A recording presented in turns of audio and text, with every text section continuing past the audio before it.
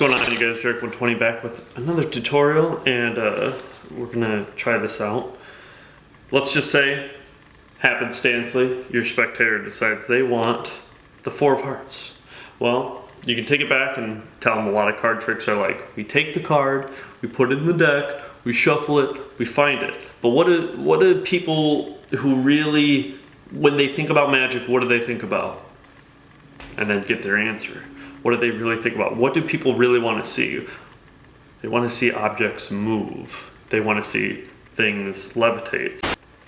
You take the card back from them, doesn't matter whether or not you see it, because you're going to do something a little differently with a little butterfly effect. Balance.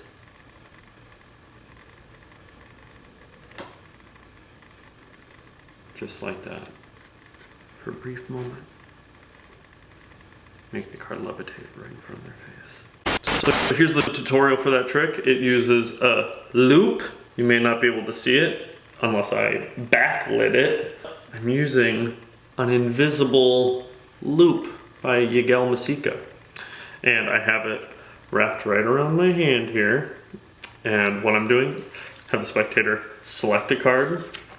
And while they're looking at it, while it's in their hand, let's use a different card, not a joker.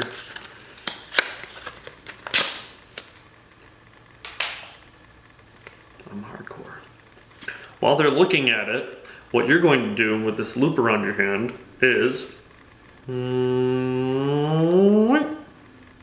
So now, it's strapped across and it's actually almost blocked from snapping away within my hand. And when they give the card back to you, you want your thumb to be going in between the 2 strands of thread. Let me be a good host and just assume that you don't have any loops or own any. Let's use a rubber band just for demonstration purposes.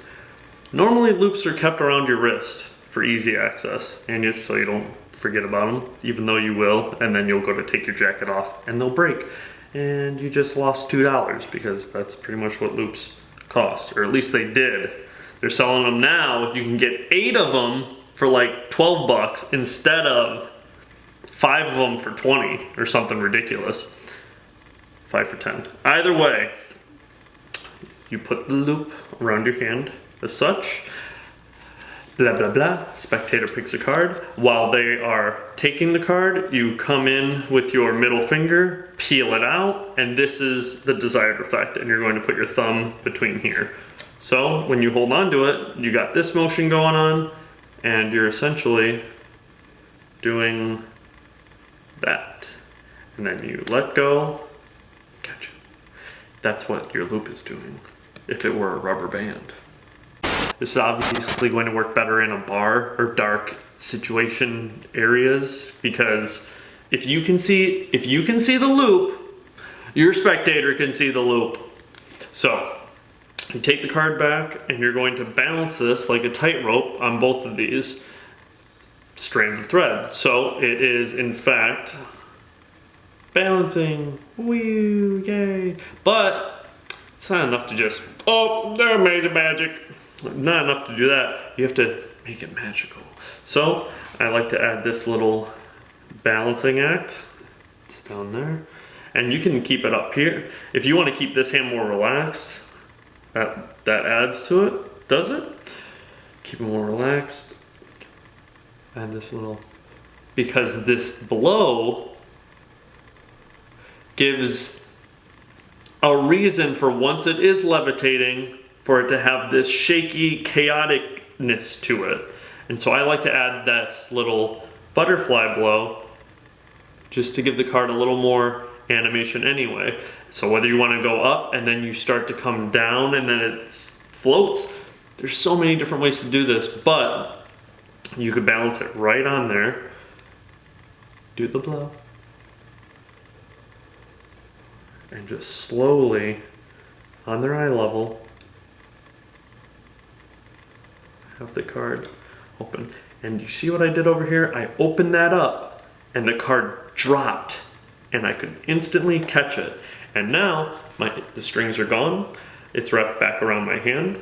I'm left clean. I give them the card back and I give them my business card and they buy me a drink and I say, no thank you, I need to drive, maybe next time, here's my number. And then he tells me, don't you have a girlfriend? I say, yeah, but we can hang out because we're dudes.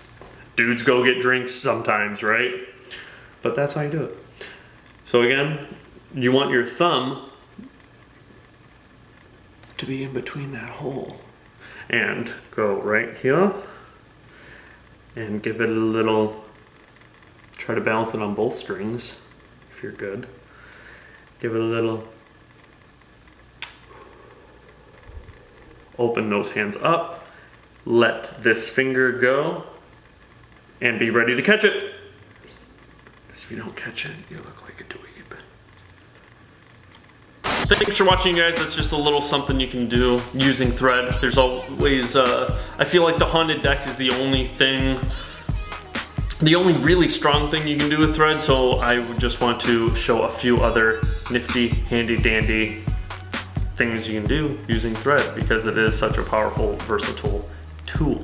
Come back tomorrow for a new daily street magic video and come back next week for a new tutorial. Make sure to like and comment this video and any other Disturbed Reality video that you may watch, because once we get to 900,000 subscribers, I'll be hosting a contest to give away decks of playing cards, magic, t-shirts, the works, but you gotta earn it. It's not just a giveaway, it's a contest. Check out my other social media, Instagram, Snapchat, Twitter, and Twitch.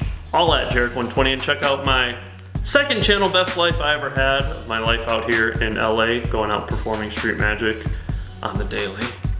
And I put up new weekly videos every Thursday. Other than that, I'm Jarek120. This is Disturbed Reality. Subscribe if you haven't. Catch you tomorrow. Much love. Peace.